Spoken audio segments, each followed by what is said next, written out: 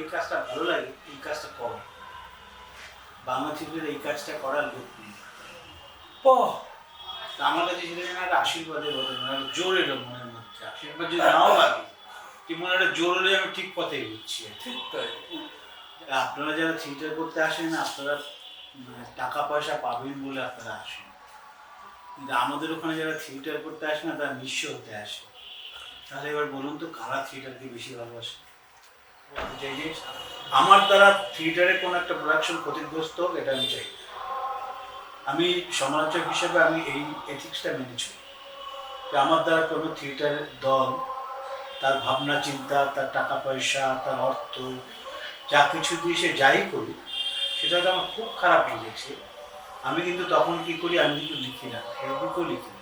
Project থেসপিয়ানের আড্ডায় আমি আবার চলে এসেছি এবং আজকে আমাদের সঙ্গে আছেন আমার খুব পছন্দের, আদরের একজন মানুষ, যিনি বাংলা থিয়েটারের সমস্ত রকমের ইতিহাস, তথ্য বা ডকুমেন্টস এবং সেই সঙ্গে নাট্য সমালোচনা, সমস্ত কিছু ক্ষেত্রে আমরা যার কাছে অত্যন্ত পরিমাণে সাহায্য পাই, আবদার পাই। এবং আরও একটা বিষয়, যে আমরা সবসময় মনে করি যারা শিল্পীরা, যে একজন মানুষ আমাদের বিভিন্ন রকমভাবে আমাদেরকে সাপোর্ট করুন। তেমনই একজন মানুষ আশিস গোস্বামী। আশিস দা, নমস্কার। আজকে আমরা খুব মজা করে গল্প করব এবং কোনো গুরুগম্ভীর বিষয় নয়। আজকে তোমার জীবন সম্পর্কে জানবো এবং আরো গভীরভাবে বুঝবার চেষ্টা করব যে হঠাৎ তোমার কেন মনে হলো যে বাংলা থিয়েটারের মধ্যে তোমাকে নিজেকে একদম একজন ঘরের মানুষ হয়ে উঠতে হবে বা বাংলা থিয়েটারকে নিজের আত্মীয়ের মতো করে ফেলতে হবে। সেখান থেকে শুরু করি। দেখো, মানে আমরা হচ্ছে সেই প্রজন্ম, যে প্রজন্ম ওই পাড়ায় সরস্বতী পুজো, পাড়ায় স্পোর্টস, পাড়ায় ক্লাবের নাটক, তারপরে কলেজে সোশ্যাল স্টুডেন্টদের নাটক। আমরা হচ্ছে সেই প্রজন্ম, আমাদের বেড়ে ওঠা হচ্ছে সেই জায়গা থেকে। যদি বলো যে থিয়েটারের প্রতি ভালোবাসা, থিয়েটারের প্রতি ভালোবাসাটা ওইভাবেই গড়ে উঠেছে। প্রথমে পাড়ার ক্লাব, সেই ক্লাব থেকে তারপর কলেজ থেকে ইউনিভার্সিটি থেকে ন্যাশনাল স্কুল অফ ড্রামার একটা ওয়ার্কশপ। এই করতে করতে থিয়েটারের মধ্যে ঢুকে যাওয়া, তখন অজান্তে ঢুকে যাওয়া। কিন্তু মানে পাড়ার ক্লাব বা কলেজ বা ইউনিভার্সিটি সোশ্যাল, সেখানে তো কোনো নাট্য সমালোচক বা ঐতিহাসিকের প্রয়োজন নেই। তারপরে তুমি অভিনয় করলে, অভিনয় ছোটবেলায় কি করতো, অভিনয় করতাম। যেহেতু আমি ধরো ক্লাস 3-তে বাবার বয়সী যারা, তারা পাড়ায় যাত্রা করবে, তো সেই আমার মনে আছে যে এই করতে হয় ছোট প্রহ্লাদ, সেই ছোট প্রহ্লাদের চরিত্রে কাউকে পাওয়া যাচ্ছে না, তো পাড়ার যে কাকা জেঠুরা বললে তুই করবি, নেমে গেলাম। আমার মনে আছে। তবে তুমি স্কুল থেকে প্রথমে আগে তখন ওই যে কি হরি দাও দেখা দাও আমায়, এরকম গান কি বাজছে না আমি গাইছি সেটা মনে নেই, করতে করতে ঢুকে বললাম। হ্যাঁ, ফলে হচ্ছে এই অ্যাটমসফিয়ারটা ছিল। দুটো মনে রাখবো যে আমাদের এই স্বাধীনতার পরে আমরা আমাদের বাবা মা যারা এসছেন আর কি, কলোনিগুলোর পত্তন হয়েছিল, সেই কলোনির পত্তনে দুটো বিষয় গার্জিয়ানরা করতেন। একটা হচ্ছে একটা প্রাইমারি স্কুল, একটা স্কুল আর একটা ক্লাস। স্কুলে পড়াশুনো দেখবে, এখন যত স্কুল আছে দেখবে তার 50, 60, 70 বছর বয়স। মানে আমি একটা জিনিস মানে এটা জানতে চাই যে এই ছোটবেলায় বেড়ে ওঠাটা তোমার কোথায়? বেড়ে ওঠাটা এই আমাদের মানে আমার জন্ম মানে বিপ্লবী তাপতে, সেখান থেকে এই বনবী অঞ্চলে, যেখানে আগে একটা হসপিটাল ছিল, এখন সেখানে বড় একটা হাইরাইজ বিল্ডিং হয়েছে ওই অঞ্চলটায়।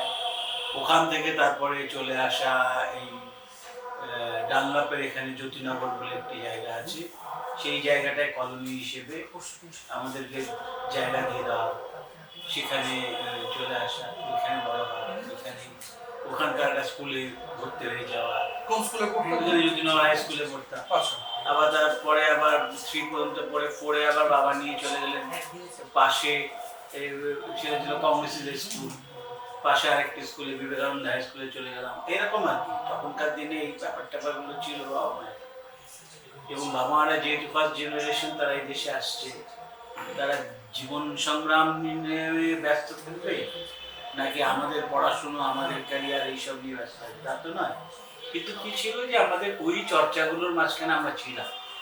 আর একটা বিষয় আমাদের বাড়িতে স্পেশালি ছিল, যেটা হয়তো অনেকেই জানেন না বা জানেন, যে আমাদের বাড়িতে একটা গানের চর্চা সব সময় ছিল, সব সময়। আচ্ছা, কে গান বাজনা করতো? বাবা গান বাজনা করতেন। আচ্ছা। হ্যাঁ।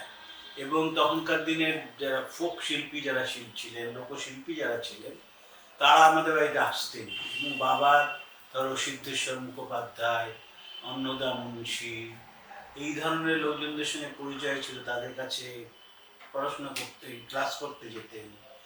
ঠিক আছে, বলে হচ্ছে কি একটা গান বাজনার একটা পরিবেশ আমাদের মধ্যে ছিল, সংস্কৃতির একটা, যদি ধরি আজকে, যে সংস্কৃতির একটা পরিবেশ ছিল, এবং সেই পরিবেশের মধ্যে যে বড় হয়েছে, আর পাড়ার মধ্যে এই ব্যাপারটা ছিল।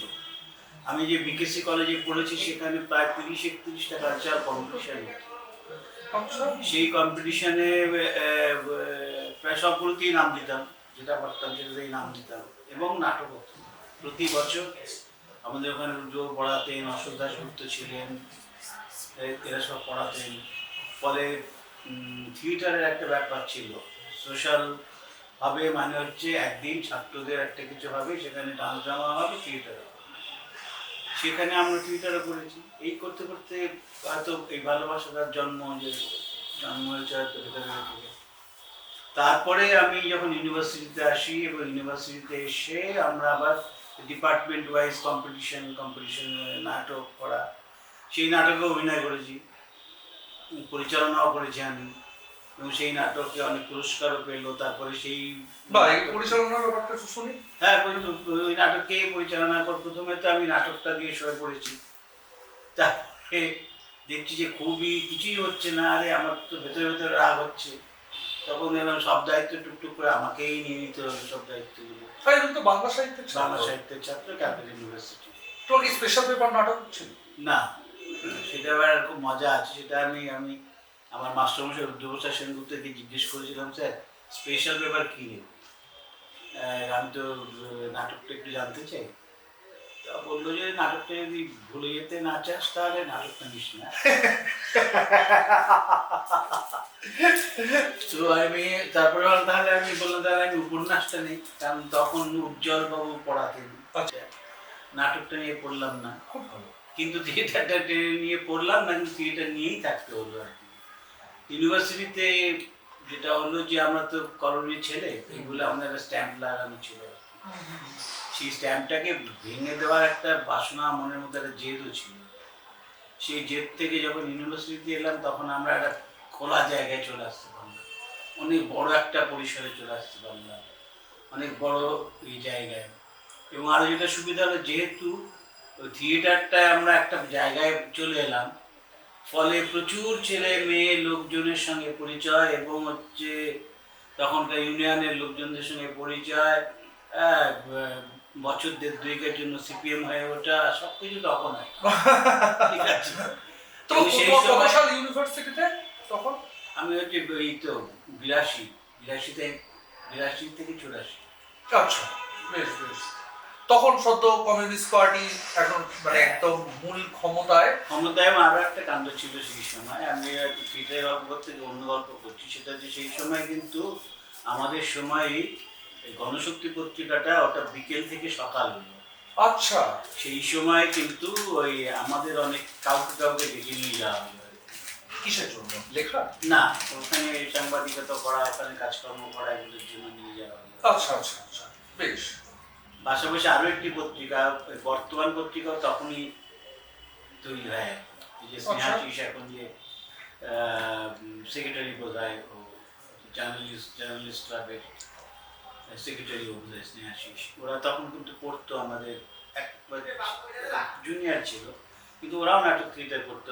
মানে আমি তখন তো কালচারাল সেক্রেটারি থাকার সুবাদে অনেক পরিচয় বাড়ে, অনেক কিছু হয়, ইত্যাদি হয়। তো পরিচিত অনেক বেড়ে যায় সেখানে, এবং সেই মাধ্যমেই বলতে পারো, ধরো উৎপল দত্তের বাড়িতে যাওয়া, তখন ছাত্র অবস্থা। ছাত্র অবস্থায় তখন ধরো হিসেব, তুমি সালগুলো যদি হিসেব করে দেখো, পঞ্চম বৈদিক তখন তৈরি হচ্ছে। আচ্ছা। পঞ্চম বৈদিকে নাথপতিতে হচ্ছে, সেখানে কোরাসে আমাদের বন্ধু বান্ধবরাই করছে, গান করছে, সেই সূত্রে ওখানেও মাঝে মাঝে যাওয়া, রিহার্সাল দেখতে যাওয়া বা ওদের ডাকতে যাওয়া, ইত্যাদি করতে যাওয়া। এবং আমি যেহেতু যখন কালচার সেক্রেটারি ছিলাম, জোর করেই তখন খুব একটা ঐতিহাসিক কাজ করেছিলাম তখন। সেটা হলো যে তৃপ্তি মিত্র এবং শাওলি মিত্র দুজনের রাজার পাঠাবি না, এটা করিয়েছিলাম। কোথায় হয়েছিল? এটা আমাদের ইউনিভার্সিটিতে হয়েছিল এবং প্রায় জোর করে সেই করবেন, হবে কি হবে না একটা ব্যাপার। কোথায়, সিনেট হলে? না, আমাদের ইউনিভার্সিটির ভেতরে যে শতবার্ষিকী ভবন, আছে, এই শতবার্ষিকী ভবনে ওই ওদের দুজনের পাঠাবিনা এটা হয়েছিল আর কি। এটা কত সাল? সাল ওই তো বললাম 82 থেকে 84-র মধ্যেই সব হবে আর কি। তখন আমি ইউনিভার্সিটিতে পড়ছি আর কি, সেই সময়গুলো এইগুলো সব হবে আর কি। এবং ওই সময় কিন্তু মনে হয় প্রথম ন্যাশনাল স্কুল অফ ড্রামা তারা 2 মাসের ওয়ার্কশপ চালু করলো, মানে স্কুলের বাইরে প্রথম ওয়ার্কশপ চালু হলো ওই সময়। এবং প্রথম ওয়ার্কশপটা হলো কিন্তু ওই কলকাতা বিশ্ববিদ্যালয়ে 2 মাসের, এবং তার ডিরেক্টর ছিলেন রতন থিয়াম। এবং সেই সময় দেখো আমাদের যেটা সৌভাগ্য, ধরো তৃপ্তি মিত্র আমাদের ভয়েসের ক্লাস নিচ্ছেন, রুদ্রপ্রসাদ সেনগুপ্ত ভয়েসের ক্লাস নিচ্ছেন, রতন থিয়াম তিনি করাচ্ছেন, তিনি নানা রকম প্র্যাকটিস করাচ্ছেন। আরও সারা ভারতবর্ষ থেকে প্রতিমা বেরিয়েছে, মুভমেন্ট প্র্যাকটিস করাচ্ছেন। এই সারা ভারতবর্ষ থেকে বিভিন্ন লোকজন, দেবেন্দ্র রাজ অঙ্কুর এসে এই যে স্টোরি টেলিং যে ব্যাপারটা চালু হলো না, হ্যাঁ, উনি বলেন এই কথানাট্য বলেন, এই সেই স্টোরি টেলিংগুলো সেটা আমরা অভিনয় করলাম সেটা। কিন্তু আমার যেটা হলো যে তখন পলিটিক্যাল প্রেশারের কাজকর্ম ছিল অনেক বেশি। আমি ওই 2 মাসের 1 মাস করতে পেরেছিলাম প্রোডাকশন। পরে রতনদা যে দুটো ওয়ার্কশপ প্রোডাকশন করিয়েছিল, তাতে আমি অংশগ্রহণ করতে পারিনি। আচ্ছা, এই পর্যন্ত ধরতে পারো তুমি আমাকে যে আমি একটু একটু ওই অভিনয়ের সাথে সাথে জড়িয়ে আছি। কিন্তু যেটা হচ্ছে আমি বুঝতে পারছিলাম তার পাশাপাশি এখন খুব সচেতনভাবে বুঝতে পারছিলাম, তো অল্প বয়সেই আমি বুঝেছিলাম যে আমার দ্বারা অভিনয়টা হবে না। কেন এই অভিনয়টা হবে না এই কারণে বুঝেছিলাম যে আমার শারীরিক অবস্থা তখন খুব খারাপ ছিল। মানে ধরো মাসে 3 বার করে জ্বর হচ্ছে, তারপরে অ্যাজমার প্রচণ্ড প্রবলেম ছিল, ব্রঙ্কিয়াল প্রবলেম ছিল। এবং আমার কেবলই মনে হয় যেহেতু খুব সিরিয়াসলি ভালোবেসে ফেললাম, যে একজন অভিনেতাকে কিন্তু একটা নিয়মানুবর্তিতার মাঝখানে চলতে হয় এবং অন্যান্য অনেক মানুষের সঙ্গে একটা নিয়মানুবর্তিতার মাঝখানে চলতে হয়। ঠিক আছে, এই কাজটা আমার দ্বারা হবে না। তাহলে আমার দ্বারা কোন কাজটা হতে পারে, আমি কি কাজটা করতে পারি, যে কাজটা আমাকে ওই ডিসিপ্লিনের মধ্যে যেতে হবে না, কিন্তু আমি থিয়েটারের মাঝখানে থাকতে পারবো, থিয়েটারকে ভালোবাসতে পারবো এবং থিয়েটার নিয়ে জানা শোনা চর্চা চলবে আমার। তখন কিন্তু আমি একটু একটু করে লিখতে শুরু করলাম। আরও একটা লেখার কারণটা হচ্ছে ওই যে প্রথমে আমি তখন গণশক্তি পত্রিকায় বিকেলে হলো, তখন আমি নিয়মিত আমি প্রায় প্রত্যেক সপ্তাহে আমাকে লেখা দিতে হতো, আমাকে একটা লেখা দিতে হবে, থিয়েটারের উপর রিভিউ দিতে হতো, বা কখন থিয়েটারে কোনো একটা বই, সেই বইয়ের একটা রিভিউ দিতে হতো, ইত্যাদি করতে হতো। আর মনে হয় প্রথম যেদিন গণশক্তি অফিসে গেলাম সেদিন বিকেলবেলা এই ঘটনাগুলো জানি না কতটা সময় পাবো আমি, কিন্তু একটু বলাও ভালো যে প্রথম দিন আমাকেই প্রথম দিন আমাকে অনিল বাবু তিনি ডাকলেন। আচ্ছা, ডেকে আমায় একটা বই দিলেন, সাঁওতাল বিদ্রোহের বই। আচ্ছা, সাঁওতাল বিদ্রোহের তখন আমি অনিল বিশ্বাস, তখন ফার্স্ট ইয়ার, এমএতে, এবং ফার্স্ট ইয়ার, এবং বইটা দিলেন। বইটা দিয়ে বললেন যে এই বইটার একটা রিভিউ তুমি 1 সপ্তাহের মধ্যে লিখে নিয়ে চলে আসবে। তখন কিন্তু ধরো অনিল বিশ্বাস আমাকে বলছে, ফার্স্ট ইয়ারের একটি ছেলে আমি, এবং তার তখন যা নাম, তার তখন যা ওজন, কাপটা মিলে এটা কিন্তু আমার কাছে যেমন মনে হচ্ছে অনেকটাই পেয়েছি, ঠিক অনেকটা বিশ্বাসের জায়গায় পেয়েছি। অনেকেই গেছিলাম, ধরো এখন তারা আছে অনেকেই, অনুষ্ঠান চৌধুরী, অনিরুদ্ধ চক্রবর্তী, আচ্ছা এরা সব তো আমরা সব একসঙ্গে গিয়েছিলাম। তারপরে হচ্ছে যে ধরো আগে ওই 24 ঘন্টায় ডিরেক্টর হিসেবে ছিল, নামটা একটু মনে পড়ছে না, এই আরো অনেকে, মানে এখন যারা তার কিছু পরে দেবাশিস চক্রবর্তী গেল, আচ্ছা জুনিয়র। ফলে হচ্ছে এক ঝাঁক আমরা তখন চলে গিয়েছিলাম ওখানে কাজটা করতে। ফলে আমি একটু একটু লেখার মধ্যে আসছি, লেখার মধ্যে লিখতে পারছি, এটা প্রমাণিত হচ্ছে আমার কাছে। এবং রিভিউটা আমি দিলাম, সেটাও দেখলাম ছাপা হয়ে গেল। এবং আর একটা কাণ্ড হলো সেই সময় যে শব্দহাসপি মারা গেল। শব্দহাসপি মারা যাবার পরে গণশক্তি পত্রিকায় বোধহয় একবারই মেশিন নাটকটা ছাপা হয়েছিল একটা রোববার। আচ্ছা এবং মেশিন নাটকটা ওই রোববার প্রকাশিত হয়েছিল এবং সেই উপলক্ষে ওই নেতাজি ইন্ডোর স্টেডিয়ামে যখন ওরা হল্লাবল করতে এলো, তখন তারা এই মেশিন নাটকটাও করেছিল। আচ্ছা আসলে এটা তো শুনেছি যে মানে সত্তার হাসপিকে যখন মারা হয় তারপর কলকাতা বিশ্ববিদ্যালয়ে একটা ইয়েতে পারফরমেন্স একটা হয়েছিল। কলকাতা বিশ্ববিদ্যালয় হয়েছিল, সেটা আমি দেখতে পাইনি, আমি গিয়েছিলাম এখানে দেখতে। আমি তখন কলকাতার বাইরে ছিলাম, আমি দৌড়ে এসেছিলাম যখন আমাকে কি একটা খবর দিল মেশিনটাও হবে। আমরা মেশিন আমার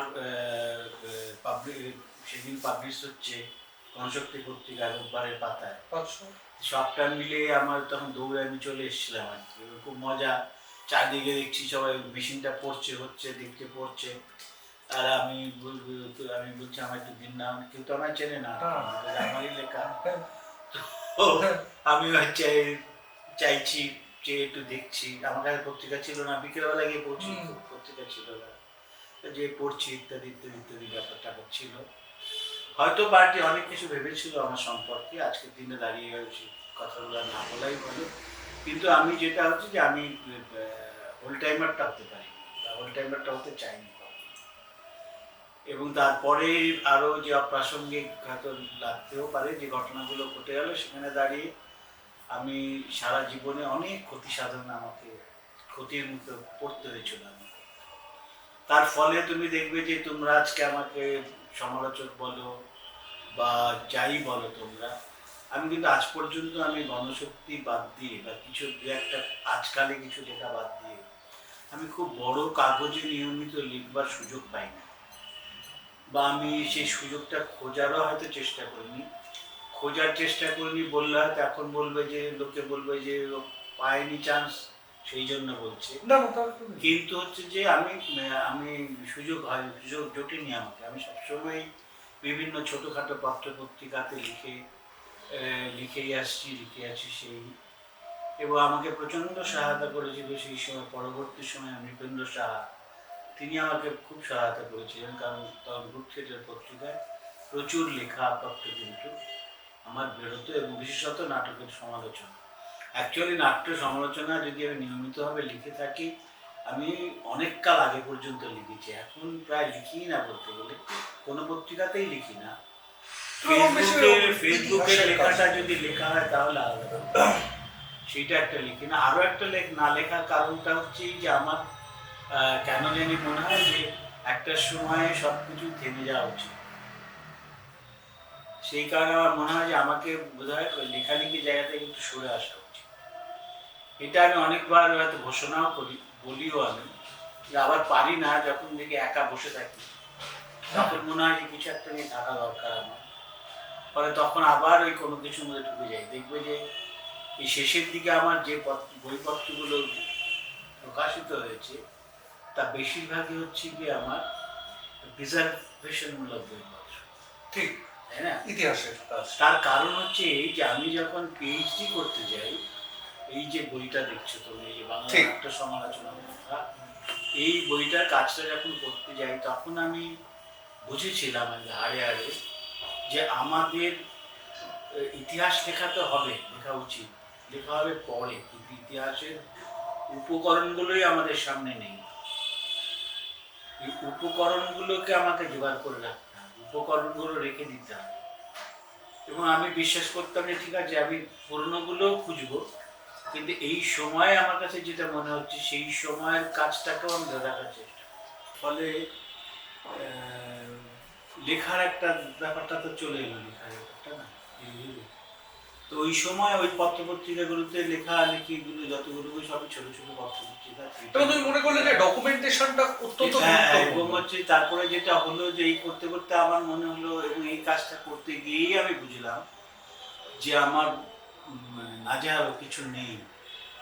এবং একদিনের ঘটনাটাই একটা আমি অনেক জায়গায় বলি, আমি এখানেও বলে রাখতে চাই যে একদিন আমার মনে আছে যে আমি যখন পিএলটিতে যাই নিয়মিত, তখন আমি তাদের সদস্য নই, কিন্তু আমি এই এপিক থিয়েটার পত্রিকার লেখালেখিগুলো নিয়ে একটু দেখাশোনা বা জোগাড় করা এইসব কাজকর্মগুলো আমি করতাম আর কি। তখন ইউনিভার্সিটি থেকে পাশ করিনি তখন।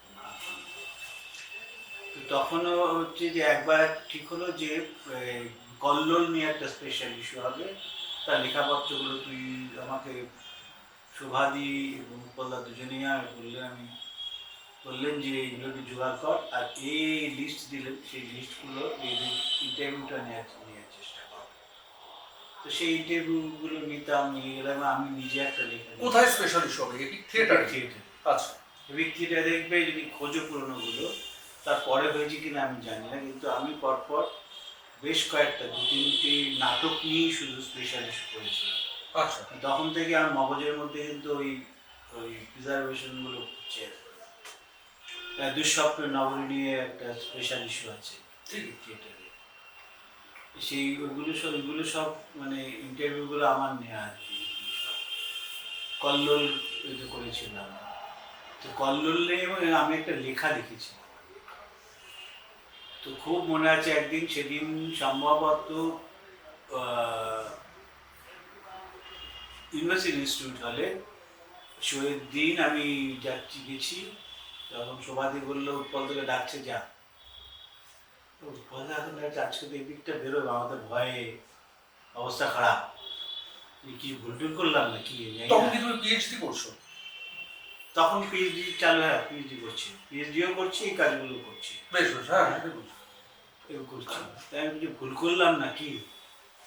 তো কেন জানা উৎপলদাকে আমি দেখতাম কি, উনি প্রত্যেক প্রযোজনার দিন উনি উইংসের পাশে অনেকক্ষণ ধরে বসে থাকতেন।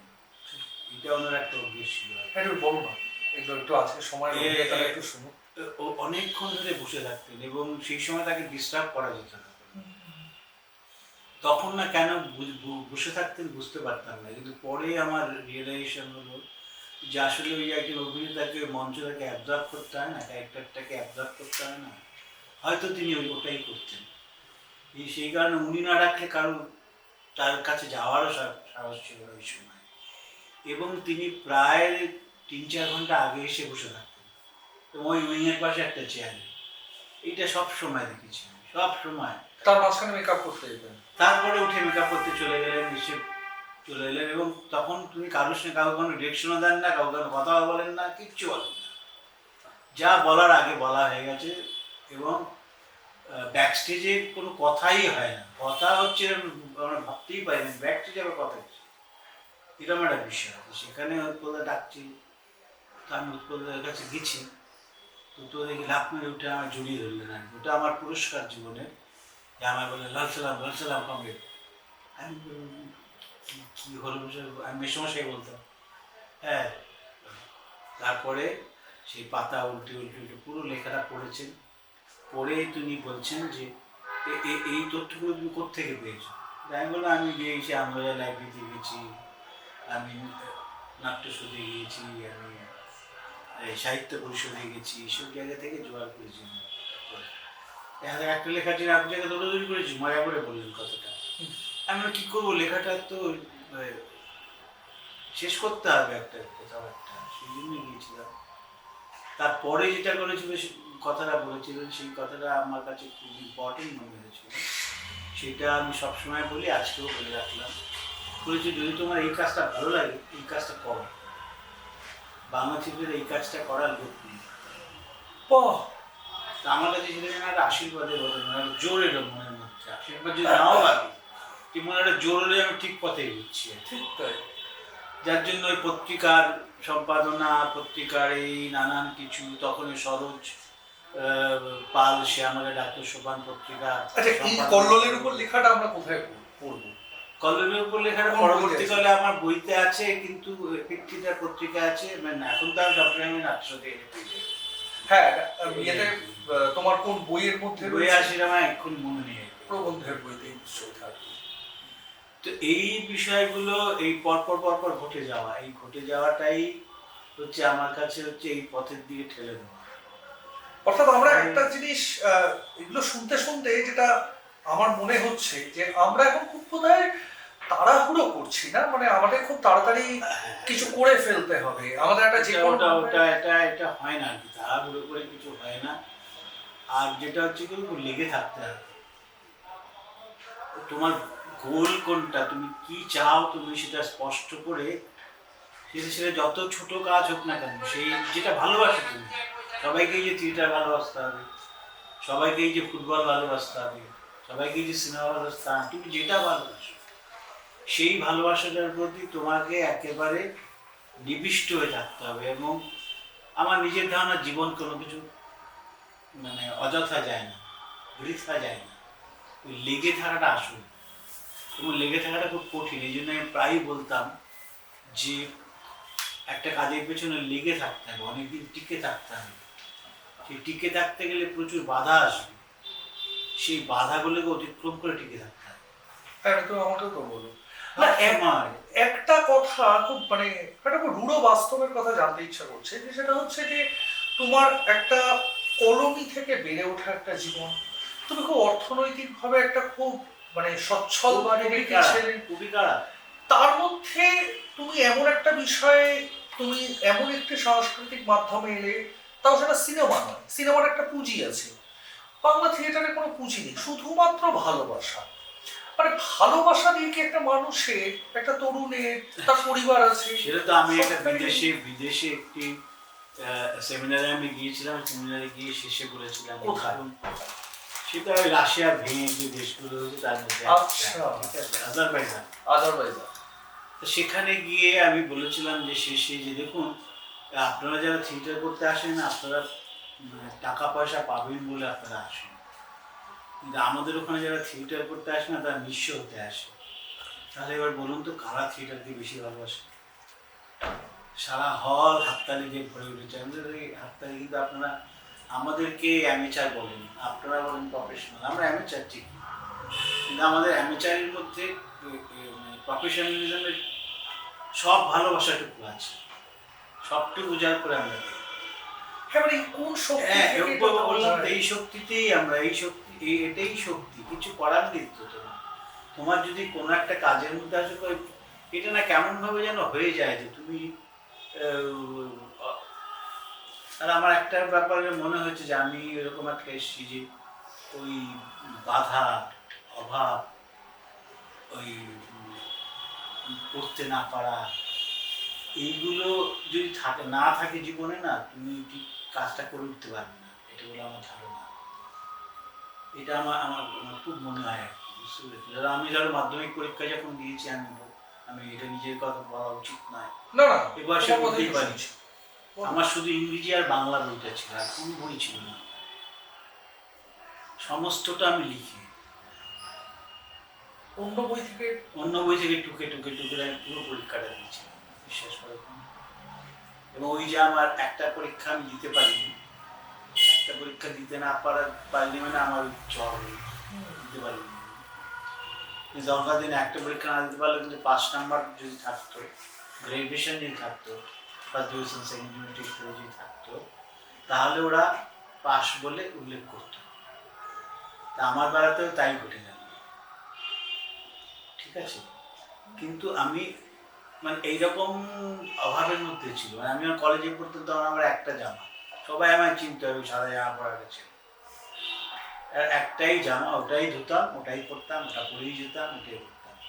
কিন্তু এইগুলো না আমার এই থিয়েটারকে ভালোবাসার প্রতি কোনো অন্তরায় হয়নি, কারণ এটাকে আমি অন্যভাবে দেখতাম, মানে এটা যেন আমার একটা বাচ্চার রসদ এরকম মনে হতো। সেই বাচ্চা, এটা শুধু আমি বলে না, অনেক আছে, অনেক আছে এখন যারা কাজ করে, এরকম অনেক শিল্পীরা আছে, অনেক কাজের মানুষরা, তারা ঠিক আমার মতো অবস্থা থেকেই তারা উঠে এসেছে।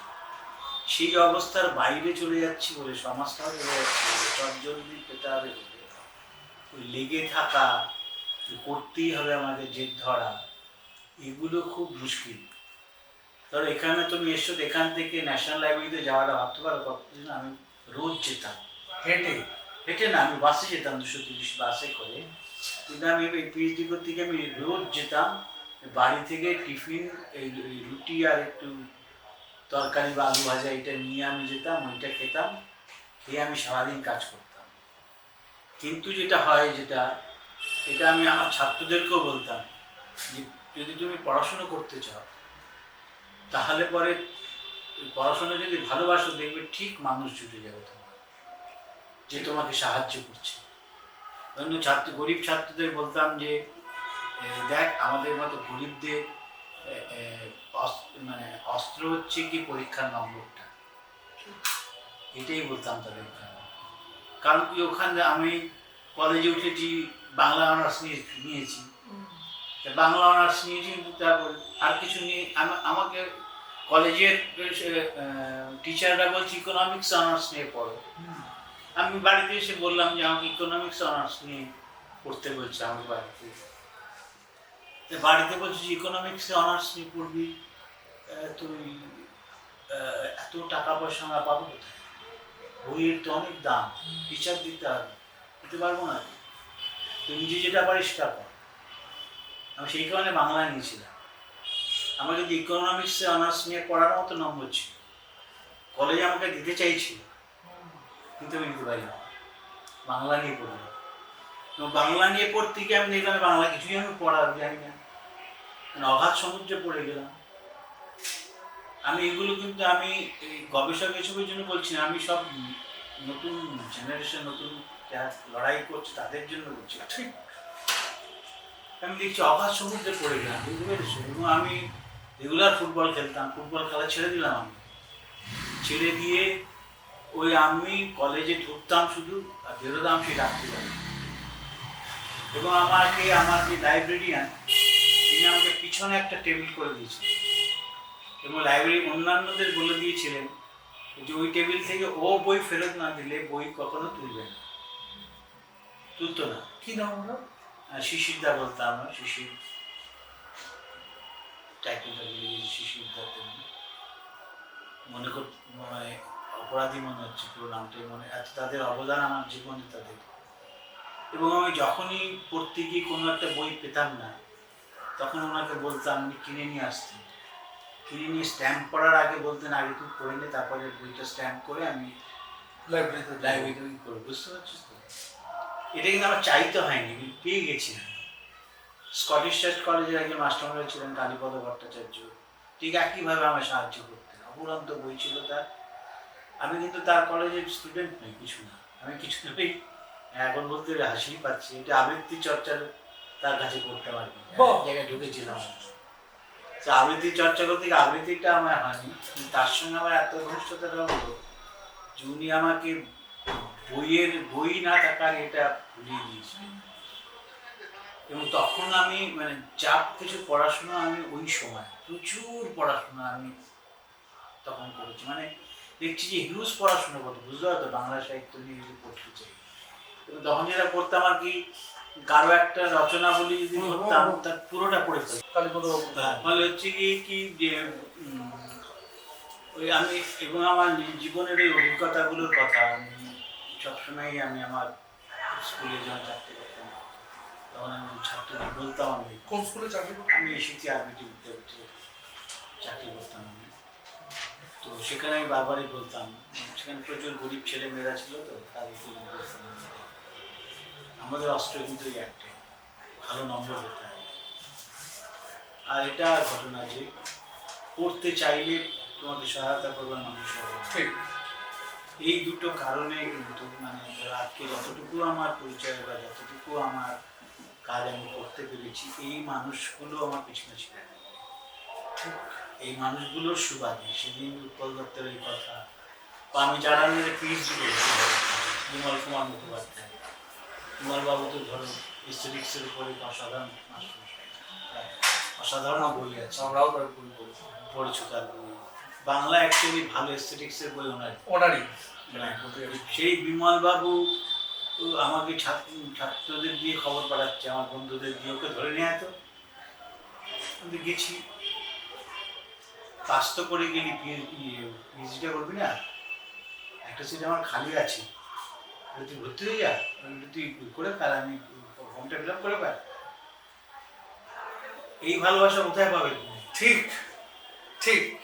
লোকে পিএইচডির জন্য দৌড়তো আর উনি আমার পেছনে দৌড়চ্ছে, বুঝতে পেরেছি? এই হচ্ছে শিক্ষক। আমি একটা কথা খুব বলি এখনকার ছেলে মেয়েদের, তরুণদের, ছাত্রদের খুবই বলি যে আমরা কোথাও একটা না, এই যে কথাগুলো শুনতে শুনতে চোখটা ভিজে যাচ্ছে, এই জন্য দেখুন লোভ হচ্ছে আসলে এই সময়টার জন্য আমরা না ভীষণ শিক্ষকদের অভাবে ভুগছি। আমার ক্ষেত্রে নিয়ে আমার প্রচুর ছাত্রছাত্রীরা যারা খুব সিরিয়াস, তারা বলে যে তুমি কত ভালো ভালো শিক্ষক পেয়েছো। যে ধরো যাক, আমি তোমার কথাই বলছি, খুব মজার ঘটনা, তোমাকে বলেওছিলাম যে রবীন্দ্র ভারতীতে পড়ে বাংলা ডিপার্টমেন্টে, এবং স্পেশাল পেপার হচ্ছে নাটক। হ্যাঁ, আমার ছাত্রীর নাম হচ্ছে স্নেহা মৈত্র। স্নেহা অত্যন্ত ভালো ছাত্রী। তো বললো যে আচ্ছা জানো তো, আমাদের একটা বই পড়তে বলেছে, যে বইটা হচ্ছে যে বাংলা নাট্য সমালোচনার কথা, আশিস গোস্বামী। বইটা যে কোথায় পাবো জানি না, আমরা যে বইটা কোথায় পাবি সেটাও জানি, আর যিনি লিখেছেন আমি তাকেও জানি, এইটুকুই হচ্ছে ব্যাপার। এবার বলতে গিয়ে আমি তোমার কথা বলছি, এবার দেখছি যে আস্তে আস্তে ওর মুখটা আস্তে আস্তে কত আনন্দিত হয়ে উঠছে। আসলে এইটা সমস্ত ছাত্রছাত্রীর পক্ষে এই জিনিসটা একটা খুব মানে কি বলবো, না পাওয়া থেকে আসলে এটা হচ্ছে। আসলে আমরা এখন আর না, ওই যে কথা শুরুতেই যেটা বললাম যে আমরা আদর পাই না, আমরা ভালোবাসা পাচ্ছি না শিক্ষকদের, তাই জন্যই মনে হয় কোথাও শিল্পের মধ্যে যে এই সবটা, কোথাও এই লড়াই, ভালোবাসা, আদর এটা পেয়েছো বলে কি মনে হচ্ছে যে বাংলা থিয়েটারে শিল্পের একটা যে একটা যন্ত্রণা, ভালোবাসা, আবেগ, এটাকে বোধহয় বুঝতে সুবিধা হয়েছে নাকি? তুমি যে বললে না যে মানে এত অভাব, এত কিছুর মাঝখানে তুমি এটাকে ভালোবাসলে কি করে? হ্যাঁ, আসলে এই মানুষগুলো এমন ভাবে সামনে ছিল, তখন আর আমার কাছে অভাবটার জন্য এটা অন্তরায় হয়ে দাঁড়ায়। ঠিক ঠিক। এটা আমি আমার নিজের ধরো নাট্য সমালোচনার কথা, এই বইটা যখন আমি শুরু করলাম, শুরু তো করে দিলাম, কিন্তু বোকার মতো আমি করলাম 1901 থেকে 2000, এত বড় 100 বছরের একটা সাধারণত পিএইচডিতে এটা নেয় না, ছোট স্প্যানে নেয়, নিয়ে ফেলল। একদিকে উৎপল দত্তের তারা ওই রকম, আর একদিকে বিমলবাবু। এইটা আমাকে শেষ করতে 10 বছর লেগেছে, কারণ আমি লেপে দেখছি কোনো কিছুই খুঁজে পাচ্ছি না, কোনো কিছুই সংরক্ষণ করা নেই। আমি নাম পাচ্ছি, পত্রিকাটা খুঁজে পাচ্ছি না। কারোর কাছে হয়তো একটা পত্রিকা আছে, তারা 4-5বার, আমি এখন তাদের নাম বলবো না, তারাও বিজ্ঞজন, মানে ল্যাংও প্রচুর খেয়েছি, সেগুলো ছাড়ো, তারাও বিজ্ঞজন, দেবেন না, 3-4বার ঘোরাবে, এরকম। এই করতে করতে তো 5 বছরের মাথায় 5 বছর হয়ে গেছে, আমার তো ল্যাপস হবে।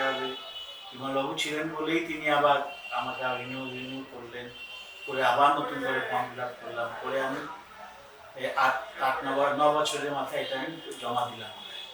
ছোট একটা বই, কিন্তু সেই বইটা পেতেও ভীষণ, মানে মেটেরিয়াল পেতে ভীষণ কষ্ট। আমি যখন এখন ধরো বলি যে এই রতন শ্যামের এই বইয়ের কাজটা করতে আমার 8 বছর লেগেছে। তা তো বটেই। এই সদ্য যেটা প্রকাশিত হলো তাপস সেনের, যেটা ওই ছবি, 50টা ছবি, 2 বছর লেগেছে 50টা ছবি পেতে। এবং আমি স্যাটিসফাইড না সেগুলোতে, মানে অনেকেরই ছবি নেই, আমি নিজে বুঝতে পারছি, কারণ আমি যেহেতু ইতিহাসটা জানি, বুঝতে পারছি অনেকের ইম্পর্টেন্ট ছবি নেই। কিন্তু হচ্ছে আমি কি করে পাচ্ছি না তো, টাকা দিয়ে কিনেছি, অনেক টাকা দিয়ে, 150 টাকা করে ছবি নেয় নাট্যশোধে, সেখান থেকেই কিনেছি ছবি। এই যে বিষয়গুলো, এই বিষয়গুলো করতে অনেক ধৈর্য লাগে, অনেক সময় লাগে। হ্যাঁ, কিন্তু কেবলই ভাবি, মানে একটাই ভাবি আর কি, এখন আর কিছু না, যে আগামী প্রজন্মের জন্য কত রকম ভাবে প্রিজার্ভেশন করা যায় হিস্ট্রি ডকুমেন্টস। এবং যেটা তুমি পারলে না, যেটা অসুবিধায় তুমি পড়েছিলে, তুমি যাতে আমরা আর না আমি আর একটা রিয়েলাইজেশন এখন আমার খুবই হয়, সেটা হচ্ছে যে আমি মনে করি না যে আমার কোনো কাজই সম্পূর্ণ, তত বটে। ঠিক আছে, কারণ এই কাজগুলো কখনো সম্পূর্ণ হয় না, এই কাজগুলোতে অসম্পূর্ণতা থাকে, সেই আবার অনেকে এগিয়ে নিয়ে অসম্পূর্ণতা যেতে পারে। পরের পরের প্রজন্ম তারা করবে, কিন্তু ঠিক। যতটা আমার পক্ষে সম্ভব, যতটা আছে ততটাকে আমি রেখে যাই, ততটাকে রাখার চেষ্টা করি। ঠিক আছে, যেমন তাপসদা বেঁচে থাকতে থাকতে তাপসদার সঙ্গে যারা কাজ করেছেন সেই কাজটাকে নিয়ে একটা বই করলাম, ঠিক আছে। তো তাপসদা বেঁচে থাকতে থাকতে কেন করলাম, তাহলে ডকুমেন্টেশনটা ঠিক ঠিক হয়। রতনদা অসুস্থ, রতনদা কিন্তু বইটা প্রকাশনার দিন প্রকাশ করে গেছেন তিনি, কারণ ওনার চোখের সামনে ডকুমেন্টেশনটা তৈরি হোক। আজকে আমরা হয়তো হাহাকার করব, কিন্তু হচ্ছে যে ওই কাজটা শুরু করেনি, কাজটা শুরু করতে অনেক সময় লেগেছে। আমি মনে করি না সেই কাজটা পুরো হয়ে গেছে, অসম্ভব। তার একজন মানুষ, মানে এটা শুনতে শুনতে আমার কি অবাক লাগছিল যে কলকাতা বিশ্ববিদ্যালয়ের সেই ছাত্র, সে এখনো অবধি থিয়েটারকে ভালোবেসে, রতন থিয়ামকে ভালোবেসে তার কাছে ওয়ার্কশপ করে তার একটা গোটা জীবনী লিখে দিল। হ্যাঁ, এই যে মানে টেনাসিটি, আচ্ছা কোথাও গিয়ে একটা আমরা দেখি, বিশেষ করে থিয়েটারের ক্ষেত্রেই, কারণ এটা তো পারফর্মিং আর্টস, এর একটা সমালোচনা লাগে, কেউ সমালোচকদের সহ্য করতে পারছে না। তোমরা যখন লেখালেখি শুরু করছো, তোমাদের সিনিয়র তবে শ্রমিক বন্দ্যোপাধ্যায় এবং ধরণী ঘোষের কথা তো সবসময় আসে, বারবার ফিরে আসে, ওরকম দুজন মানুষ এবং শিকার হয়ে গেলেন সমালোচক হিসাবে, এটা পৃথিবীর ইতিহাসে কোথায় নেই, নেই বললেই চলে। তবুও শিকারে যদি কিছু বলা হয়, বড় বড় সাহিত্যিকরাও সমালোচকদেরকে নিয়ে বহু প্রবল ব্যঙ্গ করেছে, নাট্যকাররাও। নাটককাররাও।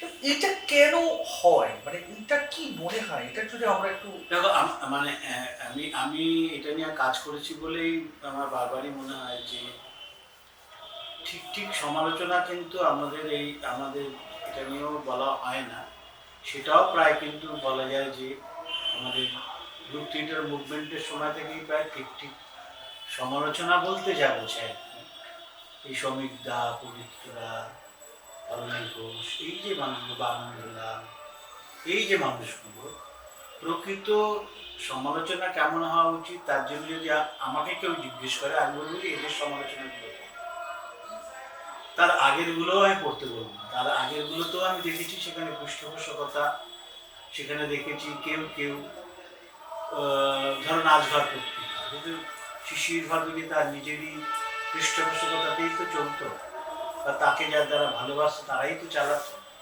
তো সেখানে তুমি সঠিক সমালোচনা পাবে কি, তা সবটাই যে ঠিক, সবটাই আমি জানি না।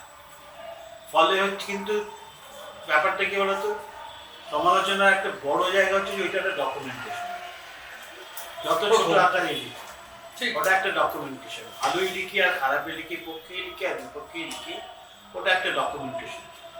সমালোচনা নাটককে যে খুব বেশি প্রভাবিত করে তা নয়, কিন্তু সমালোচনা দর্শককে খুব প্রভাবিত করে।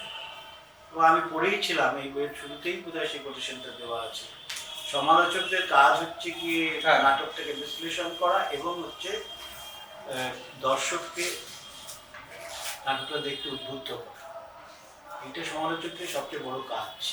আচ্ছা, সেক্ষেত্রে দাঁড়িয়ে তো একটা এই বিতর্ক আসতে পারে যে দর্শক সবসময় চাইবে যে নাটকটা যদি ভালো হয় তবেই দর্শক উদ্বুদ্ধ হবে, কিন্তু ধরে যাক আমার কাছে নাটকটা খারাপ লাগলো, একজন সমালোচকের তো সীমাবদ্ধতা আছে, সমালোচক একজন মানুষ, একটা খুব মানে যেটা বাংলা থিয়েটারে বর্তমান সময়, এটা অনেকদিন ধরেই হয়ে আসছে যদিও, যে সমালোচকদের নিয়ে সমস্যাটা কোথায়, যে একজন সমালোচক একটা সন্ধেবেলায় একটি নাটক দেখেই তার মতামত কিভাবে দিয়ে দিতে পারে, যেখানে একটি নাটকের প্রস্তুতি চলে 1 বছর 2 বছর 3 মাস 6 মাস, সেক্ষেত্রে এই জায়গাটা কি বলবে? ঠিকই তো, আমি তো সেটাই বলছি, এই যে আমি কেন এদের নাম বলছি, তুমি পবিত্রদা তুমি জিজ্ঞেস করো, তিনি যখন রিভিউ লিখছেন, তিনি একটা নাটক কভার দেখছেন, তিনি স্ক্রিপ্ট চেয়ে পড়ছেন, তিনি প্রয়োজনে পরিচালকের সঙ্গে কথা বলছেন, এরা কিন্তু সকলেই তাই করেছেন।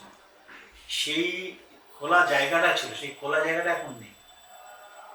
মুশকিল হচ্ছে সেই খোলা জায়গাটা, আমাদের এত দ্রুততা, সেই খোলা জায়গাটা নেই। একটা নাটক তুমি 2বার 3বার দেখবে, তুমি স্ক্রিপ্ট পড়ে তারপরে তার সঙ্গে আলোচনা করে তারপরে লিখবার জন্য যে সময়, বা সেই লেখাটা যে জায়গায় প্রকাশিত হলে দর্শকের কাছে পৌঁছবে, এমন জায়গাই তো আমাদের এখন নেই। আমাদের সংবাদ মাধ্যমে তো ধরো কত 118-120টা ওয়ার্ডে কি সমালোচনা হয়। ফলে হচ্ছে কি একটা ডকুমেন্টেশন যে এই সময় এই সমালোচনা, এই নাটকটা হয়েছিল, এই পরিচালক ছিলেন, এই ছিলেন, এর বাইরে তো কিছু হয়ই না।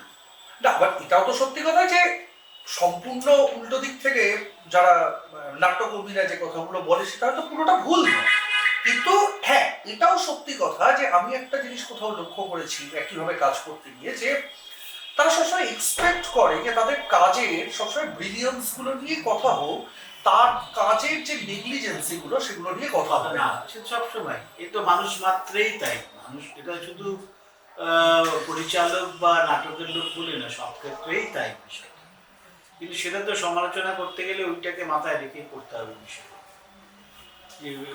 কিন্তু ভাবনা হচ্ছে যে আমরা তাকে ওই কথা বলার সুযোগ দেবো কিনা। আমি যখন, তুমি যদি পরিচালক, আমি যদি তোমার সঙ্গে আলোচনা করি, করে যদি তার মধ্যে তোমার সঙ্গে কথা বলে আমি লিখতে যাই, তাহলে কিন্তু আমার তার যে অনেক দিনের ভাবনা, তার সঙ্গে কোথায় দ্বিমত হচ্ছে, কোথায় ইয়ে হচ্ছে। আগেকার দিনে এরকমও হতো, তুমি জানো, আমি অনেককেই জানি, তারা কিন্তু সমালোচকদের কাছে নাটক না আবার আগে স্ক্রিপ্টটা পড়াতে আসতে, এই নাটকটা পড়ে বলুন কেমন লাগছে। এখন কজন সমালোচকের কাছে, কার কাছে কে স্ক্রিপ্ট পড়াতে আসে? আমি বহু দেখেছি যে আমি আমি অসিতদাকে দেখেছি বিষ্ণুদার কাছে যাচ্ছে স্ক্রিপ্ট পড়বার জন্য। বিশুদ্ধ বলতে বিষ্ণু বসু, আচ্ছা, বিষ্ণু বসু তুমি পড়ছো, সেখানে দুজনে মিলে আলোচনা করছি। তার মানে আমরা ছোট আর একটু পড়েছি, কখনো আলোচনা করছি না, কিন্তু দেখছি এই পরিবেশটা। এখন তুমি বলো যে আমাদের এখানে কোথায় যারা সমালোচনা করেন তাদেরকেও তো পৃষ্ঠপোষকতা করতে হবে, এই যারা থিয়েটারের মানুষ, তারা কোথায় সেই সম্মান নেই, পৃষ্ঠপোষকতা কোথায় কি করে না, তাদেরও সময় নেই, বা তারা যোগ্যও মনে করে না, তারা একদমই যোগ্য মনে করে না। এখন যারা সমালোচনা করে, যারা খুব নামী যারা আছেন, তারা কিছুতেই সেই সমালোচকদের যোগ্য বলে ভাবেন না। তারা এখন সমালোচনাটা হয়ে গেছে যে আমি আমার কাছে ডকুমেন্টস আর কিছু না, ফলে ডকুমেন্টসটা হলেই হলো এবং হচ্ছে যেটা উচিত নয়, অন্য জায়গায় হয় না, কিন্তু আমাদের এই বাংলায় আমরা দেখছি যে সংবাদপত্রগুলো তারা নাটকের ব্যাপারে একেবারে উৎসাহিত নয়, তারা কাউকে দেয়, এমনকি ডান্সের জন্য যে জায়গাটা দেয় পত্রিকায়, তো নাটকের জন্য তো দেয় না সেটা। এবং দিলেও বেশি বেছে বেছে বেছে বেছে কিছু নাম, কিছু মুখ, কিছু তাদেরকে দিয়ে তাদের প্রযোজনাগুলোকে সামনে নিয়ে আসে, তা তো নয়। সারা বাংলাদেশে এখন অনেক ভালো ভালো প্রযোজনা হচ্ছে, সেগুলো খুঁজে নিয়ে এসে হাইলাইট করা, পৌঁছে দেওয়া, এই করা, এই যে পুরো প্র্যাকটিসের জায়গাটাই তো চলে গেছে। না, এটাতে কি নাট্যকর্মীদেরও কোনো একটা দায় আছে বলে আমি মনে করি নাট্যকর্মীদের দায় আছে, কিন্তু পুরো সিস্টেমটাই তো একটা অন্য জায়গায় চলে গেছে। আমি তো প্রথমেই বললাম যে এখন কেউ সমালোচকদের সেই সম্মানের জায়গায় দেখে না। কেন দেখে না আমি জানি না, হয়তো যোগ্য মনে করে না, দেখে না হয়তো, তাই আমি জানি না। যে তোমার কাছে বা অংশমানের কাছে বা অভিকের কাছে বা আমার কাছে বা আরো যারা লেখে, এখন আবার শেখর লিখছে বা সুব্রতদার কাছে, তাদের কাছে এখন নাটক করতে যাবার আগে স্ক্রিপ্ট পড়তে যাচ্ছে, তাদের সঙ্গে আলোচনা করছে, বা নাটক তুমি দেখে আসার পরে তুমি পরিচালকের সঙ্গে আলোচনা করছো, স্ক্রিপ্টটা তুমি চেয়ে নিচ্ছ, তুমি সময় দিচ্ছ, আরেকবার দেখবো তুমি বলছো। এই যে বিষয়টা, এই যে সময় দেওয়া নেওয়ার বিষয়টা, এই যে পারস্পরিক রেসপেক্টটা, এই রেসপেক্টটা আমি তো এখন চোখে পড়ে না। ফলে একবার দেখি সে আমার কাছে যেটা মনে হয় সেটা আমি দেখেছি, সেটা ওই ডকুমেন্টেশন হিসেবে থাকে, সমালোচনা হিসেবে থাকে না। তো এখন যেটা হচ্ছে, আমরা সবসময় বলে বেড়াচ্ছি, আমরা প্রচারও করে বেড়াচ্ছি যে এটা একটা ডকুমেন্টেশন হিসেবে রয়েছে। কারণ স্বাভাবিকভাবেই অত কম জায়গায়, অত কম সময়ে, বা নিয়মিত কাগজই তো নেই, তুমি সমালোচনা করবে কোথায়? কোথায় করবে কি? অনলাইনে বা ফেসবুকে বা এইসব জায়গায় ছাড়া তুমি কোথায় তুমি সমালোচনা রেগুলার বার করবে? হ্যাঁ, আসলে ঘটনা যেটা হচ্ছে যে বাঙালির কাছে কোথাও গিয়ে একটা মানে যেটাকে বলা হয় ক্রিটিসিজম, রিভিউ আর প্রিভিউ, এই তিনটে জিনিসের মধ্যে যে তফাৎ, মানে সারা পৃথিবীব্যাপী আমরা যদি দেখি যে তো একটা টিডিআর, হ্যাঁ, তো মানে এই সমস্ত বড় বড় নাটক এই পত্রিকাগুলো, এখন আমি ভাবনা থিয়েটার আমার কাছে একটা অন্যতম আশ্রয়। যেমন তোমাদের সময় ছিল হচ্ছে গ্রুপ থিয়েটার, আমাদের সময় ভাবনা থিয়েটার। আমি বলতে চাইছি যে সারা পৃথিবী জুড়ে আমাদের কোথাও তো একটা পাশ্চাত্যের উপর নির্ভরশীলতা রয়েছে। হ্যাঁ, তারা যেভাবে কাজটা করে তার যে পরিকাঠামোটা আছে আমাদের নেই, কিন্তু প্রত্যেক সময় যখন বিশেষ করে তুমি যখন কাজ করছো, পৃথিবীর বিভিন্ন নাট্য পত্রিকাগুলো দেখছো, আমাদের এখানে নাট্য সমালোচনা, ভারতবর্ষের অন্যান্য প্রদেশের নাট্য সমালোচনা, সেগুলোও দেখছো। আমি বলতে চাইছি তোমার নিজস্ব ভাবনা থেকে নাট্য সমালোচনা কিরকম হওয়া উচিত বলে তোমার মনে হয়? এটা গবেষণার জায়গাটা পৃথিবীর অন্যান্য জায়গা সম্পর্কে আমি পৃথিবীর উন্নত জায়গা সম্পর্কে বলি, সেখানে কিন্তু দর্শক থিয়েটারটা দেখতেই যায়, প্রিভিউ দেখতে। কারণ ওখানে না প্রত্যেকটা প্রযোজনে আলাদা আলাদা ওয়েবসাইট তৈরি করা হয়। হ্যাঁ, সেটা আমি বলছি। ঠিক আছে, সেই ওয়েবসাইটগুলো দেখে, সেখানে প্রিভিউটা দেখে, পড়ে, সিনপসিসটা পড়ে, পড়ে তারপরে তারা দেখতে যায়। ঠিক আছে, ফলে হচ্ছে কি এই সিস্টেমটা কোথায়? ওই যে আমি প্রথমে তোমাদের বললাম যে সমালোচকের কাজ হচ্ছে দর্শককে নিয়ে যাওয়া। নিশ্চয়ই তুমি সমালোচনা করবে, কিন্তু দর্শককে নিয়ে যাওয়াটাও তো তোমার কাজ। সেই কাজের জায়গাটা তোমার কোথায়? প্রিভিউটা কার হয়? দু একটি দল হয়তো চেষ্টা চরিত্র করে প্রিভিউটা বার করতে পারে না। প্রিভিউ কোথায়? যেটা দেখে লোকে দেখতে যাবে নাটক, হয় না তো সেখানে কিছু। ফলে হচ্ছে কি যে সব মিলিয়ে এই যে সমালোচকদের প্রতি যে দৃষ্টি নিক্ষেপ করা হয়, আর মনে হয় ব্যাপারটা ঠিক হচ্ছে না। সমালোচক এখানে অসহায়, সে কোথায় যাবে? নিয়মিত কোথায় লিখবে? সে দর্শক আনবার জন্য তোমাকে সহায়তা করতে চায়।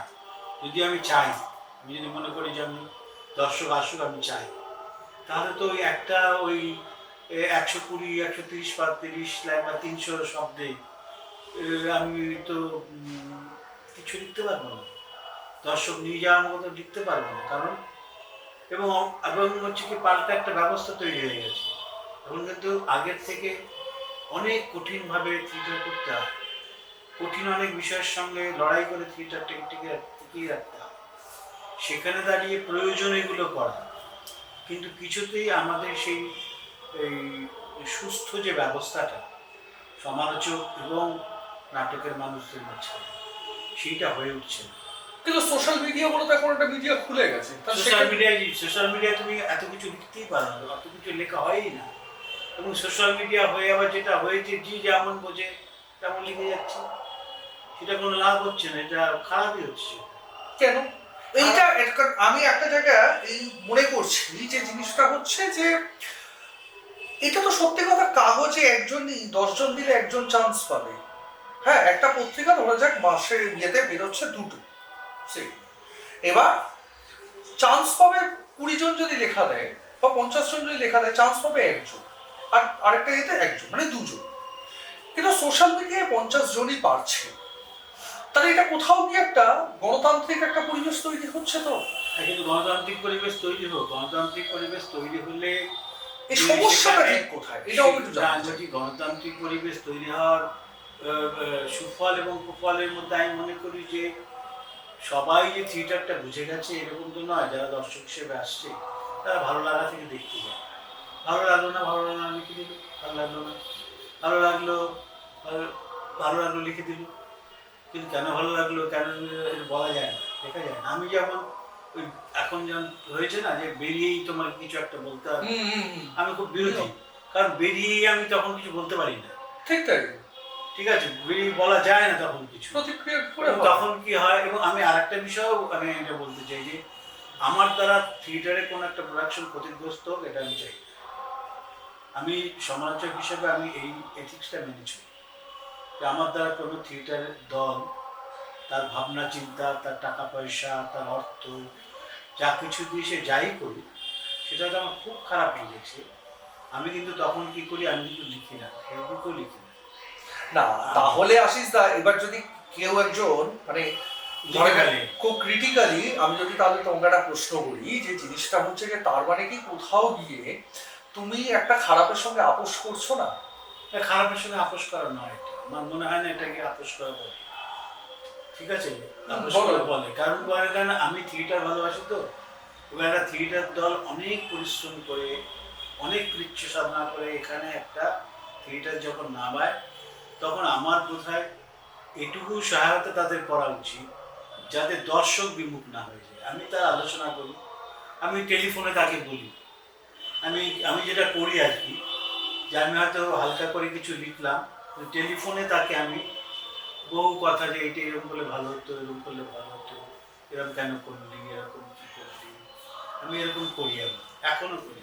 না বিষয়টার মধ্যে একটা খুব মানবিক দিক আছে, অবশ্যই আছে, কিন্তু আমি জানি না এটা ঠিক কি বেঠিক আমি জানি না, আমি এইটা মেনে চলি যে আমি ক্ষতি করতে করবো না, আমি লাভ করাতে না পারি, ক্ষতিটা আনতে হবে না। তার মানে একটা জিনিস এটা স্পষ্ট যে জিনিসটা হচ্ছে যে আমরা কোথাও, হ্যাঁ মানে আমরা যারা সমালোচনা নিয়ে ভাবি, তার মানে আমরা কোথাও কি এটা সমালোচনার যে সংস্কৃতি, আমরা সেই সংস্কৃতিটা আমরা তো মূলত লিখছি না কিসের জন্য, দর্শক সেই যে বিষয়টাকে গ্রহণ করেও যাচাই করবার জন্য আর যাবে না, তাই তো? তার মানে আমরা কোথাও গিয়ে একটা বোধহয় সমালোচনার যে একটা সুস্থ সংস্কৃতি, এইটা আমরা কোথায় হারিয়ে ফেলেছি। ওই যে বললাম যে ওই যে আগে পড়াতে যেত, আলোচনা করতো, এই করতো। আমি সাধারণ অনেক দল, এখনো বিশ্বাস করো অনেক দল আমাকে ওদের শো আরম্ভ হওয়ার আগে শো দেখায়,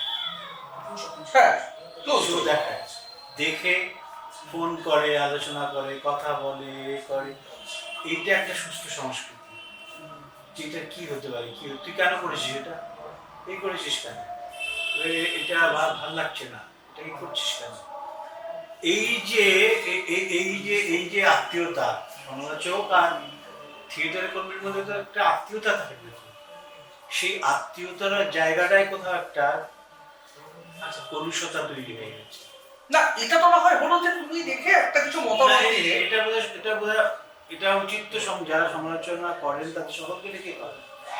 হ্যাঁ আমি ওই কথাটাই বলতে, এবার আমি ধরা যাক বা আরেকজন কেউ হয়তো ধরা যাক, বা আমাদের নিজেদের সময়ের কেউ একজন তরুণ যারা বা আমাদের থেকে সিনিয়র যারা, তারা কেউ হয়তো দেখে মনে হলো যে এই সমালোচনাটা যে এই নাটকের ক্ষেত্রে একটা নেগেটিভ একটা কিছু যদি ভাবনা তার মাথার মধ্যে এলো, সত্যি হয়তো আছে সেই জিনিসটা। এখন ঘটনা হচ্ছে তাহলে সেক্ষেত্রেও তো ব্যাপারটা গিয়ে ঘরে ঘরে গিয়ে যে জিনিসটা তুমি করো না, তুমি করে ফেললে কোথাও গিয়ে প্রোডাকশনটা একটা ধাক্কা লাগে। কিন্তু আমি বলতে চাইছি যে দর্শকের উপর তার মানে আমাদের আর কোথাও বিশ্বাসটা নেই, যে দর্শকেরা সেই রুচি নেই সেই জিনিসটা গ্রহণ করা, সেই ক্ষমতাটা। দর্শকের রুচি নেই এর থেকে আমি বলবো দর্শকের আরো অনেক রকম এনগেজমেন্ট মানবিক জায়গা তৈরি, সেই লড়াইয়ের জায়গাটা আমার থিয়েটার কর্মীকে সাহায্য করে। আচ্ছা, অনেক কিছুর সঙ্গে তাকে লড়াই করে থিয়েটারটা করতে হবে, সেখানে আমার বোধহয় তাকে আমাকে সহায়তা করতে হবে আমার সামর্থ্য অনুযায়ী। বরঞ্চ এখন আমার মনে হয় ধর আজকে এই যে আমার যতটুকু চেনার পরিচিতি যাই হতে আছে, সেটা কিন্তু সোশ্যাল মিডিয়ার জন্য, কারণ আমি কোনো বড় পত্রিকা লিখি, আমি অনেকদিন ধরে কোনো ছোট পত্রিকাও লিখবো কোথায়, ঠিক আছে, কিন্তু সোশ্যাল মিডিয়ায় আমি নিয়মিত যেটা ভালো লাগে সেটা সম্পর্কে 2 কথা 4 কথা লিখি, করি, যা করি। এবং এটা আমি একটা জায়গায় দেখলাম যে কোনো নাট্যপত্র খুললেই কিন্তু আশিস গোস্বামী নামটা সবাই দেখতে পায়, এটা কিন্তু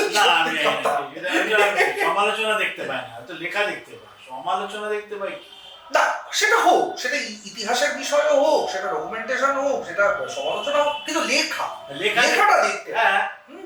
এবং তারাও হয়তো সেই জায়গায় ভিত্তি করেই তারা হয়তো ডাকে, যে মানুষরা ডাকা যায়, সেটা হতে পারে। মানে তোমাকে ডাকার যোগ্যতাটাও তো তৈরি করতে হয়, যে দুরকম ভাবে, মানে একটা মাস্তানি করে, মানে আমায় ডাকলে পরে অমুক জায়গায় বেরোবে,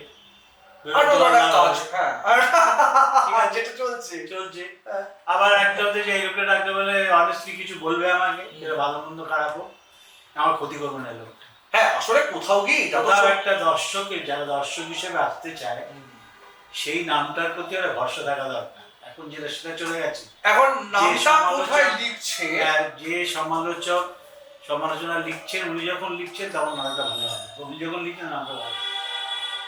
হ্যাঁ সেটাই। আর এই যে তৈরি হয় এটাও তো নেই এখন। আর এখন হয়ে গেছে যে উনি ওই কাগজে লিখছেন, কাগজটা ইম্পর্টেন্ট হয়ে গেছে। হ্যাঁ ঠিক না, আমার ডকুমেন্টেশন। হ্যাঁ মানে সেটাই হচ্ছে ব্যাপার। না আমি একটা জায়গা মানে বলছি, যে সমস্ত মানুষের, সেটা থিয়েটারে প্রাবন্ধিক হোক, ঐতিহাসিক হোক, সমালোচক হোক, কাদের লেখা পড়ে তোমার খুব মানে তুমি অনুপ্রাণিত হচ্ছে? আমি তেলি লেখাগুলি পড়ি, কবিতার লেখা পড়ি, আন্দোলনের ওয়েবসাইটটা খুলে পড়ি, বা পবিত্রদার লেখাটা পড়ি, বা দেখা হলে পরে এটা লিখেছেন পরে আমি তাদেরকে আবার পার্সোনালি জিজ্ঞেস করি লেখার সময় আপনার প্রিপারেশনটা কিভাবে করেছিলেন। না আমি বলছি যে তোমার মানে একদম তরুণ বয়স থেকে, আমি বলছি তোর অল্প বয়স থেকে আমি এগুলো করতাম আর কি। আর বিদেশে এবং বিদেশে গেলে তো আমি প্রথমে লক্ষ্য করলাম যে ওরা ওই ওয়েবসাইট দেখছে, এই দেখছে, ওই দেখছে, লিখছে। এবং আমার বিদেশে অনেক বন্ধুরা নিয়েও যারা একটা সমালোচনা করে, এরা অনেক বন্ধু সেবার তোমার একটা সমালোচনা পাঠাতে আমি পাঠিয়েছি, আবার ওর সমালোচনাটা আমাকে পাঠিয়েছে। ও বলছে আচ্ছা তুমি এটার উপরে জোর দিচ্ছ কেন, আমরা তো এটার উপর জোর দেই না, হ্যাঁ এগুলোর উপরে এই স্টোরিটার উপরে তুমি এত জোর দিচ্ছ কেন। আমি বললাম যে আমাদের ওখানে তো বেশিরভাগ মানুষ এখনো পর্যন্ত স্টোরিটাই দেখতে আসে, আমাদের স্টোরিটার উপরে যদি আমি না কথা বলি, কিন্তু ওইখানকার সমালোচনার স্টোরিটার উপরে তো পুরো প্রোডাকশনটা, স্ট্রাকচারের উপরে, ডিজাইনটা নিয়ে বেশি কথা বলা, ঠিক ঠিক অ্যাক্টিংটা নিয়ে বেশি কথা বলা হচ্ছে। কিন্তু আমাদের এই দেশীয় এতে আমরা কিন্তু ওটার সঙ্গে সঙ্গে কিছুটা চেষ্টা করি আমরা স্টোরি লাইনটাকে বলা, এটা আমাদের মোটামুটিভাবে একটা তৈরি হয়ে গেছে। মোদ্দা কথা হচ্ছে যে পারস্পরিক বিশ্বাসের জায়গাটা কোনোভাবে একটা নষ্ট হয়ে গেছে, সেই নষ্ট হয়ে যাওয়া জায়গাটাকে ফিরিয়ে আনা দরকার এক। আর দ্বিতীয় কথা হচ্ছে গিয়ে কি, আমি আবারও বলবো এটা যে আমি সমালোচক হিসেবে আমি চেষ্টা করব যে অন্য একটা থিয়েটারের দলের জন্য তার প্রয়োজনীয়তা ক্ষতিগ্রস্ত না, ঠিক তার জন্য তাকে আমি ফোন করব, বলবো, আমি দুম করে তার ক্ষতিটা করে ফেলবো না। এবং একটা যেমন অংশমান পর ওর যে সমালোচনাগুলো বেরোয়, তারা বইগুলো হিসেবে রাখছে, ডকুমেন্টেশনটা খুব ভালো, দেবেশ খুব ভালো ডকুমেন্টেশন করে, ব্রাত্যর সমস্ত প্রয়োজনীয়গুলোর অসাধারণ ডকুমেন্টেশনগুলো করতে পারছে, সমালোচনাগুলো এক জায়গায় রেখেছি, সেখানে কাজ করে ব্রাত্য করেছি, বলে এই কাজগুলো হওয়া দরকার, এই কাজগুলো হবে হয়তো আজ না কাল হবেই। বেশ আর্ট পৌড়ে যে থিয়েটার নিয়ে ভাবছি, এবং থিয়েটার নিয়ে এরকম একটা পডকাস্ট প্রায় সিরিজ হিসেবে তৈরি করছে ওরা, এইটা জেনে ভীষণ ভালো লাগছে। এবং এই জন্য ওদের কাছে ভীষণ ভীষণ রকম কৃতজ্ঞ যে ওরাও, জানি না ভবিষ্যৎ বলবে ওরাও ঠিক কাজটা করলো কিনা। না মনে হয় যাদের কথা শুনলাম ইতিমধ্যেই, যাদের ডকুমেন্টেশন নেওয়া হয়েছে, কথাবার্তাগুলো নেওয়া হয়েছে, সবটা মিলে আর্ট করে কাজটা কিন্তু খুব হিস্টোরিক্যালি এই কাজটা থেকে যাওয়া উচিত আমাদের কাছে। ধন্যবাদ আর্ট করবে। খুব ভালো লাগলো আশিসদা, খুব সুন্দর, আমরা অনেক কিছু জানতে পারলাম। একটা জীবন, থিয়েটার তো আসলে কোথাও একটা সংযোগের জায়গায় তৈরি করে। তোমার জীবনের মধ্যে দিয়ে তোমার শিল্পকে দেখা, আমি থিয়েটারকে একটা সামগ্রিক মানবিক শিল্প হিসেবেই সবসময় দেখি। অনেক কিছু জানতে পারলাম, শিখতে পারলাম। সবাই, সমস্ত দর্শক যারা যারা শুনবে, এবং আমি বিশেষ করে খুব আরও বারবার যেরকম অনুপ্রাণিত হয়ে সেরকম অনুপ্রাণিত হলাম। ধন্যবাদ। আমার ধন্যবাদ যে তোমরা আমার মতো নগণ্য জনকে বেছে নিয়েছো। তোমরা ঠিক বললাম কিনা আমি তাও জানি না, তো আমার যেটা মনে হয় সেই কথাটাই আমি বললাম। তোমরা এই যে আমাকে আমার কথা ভেবেছো, এই জন্য তোমাদের কাছে আমার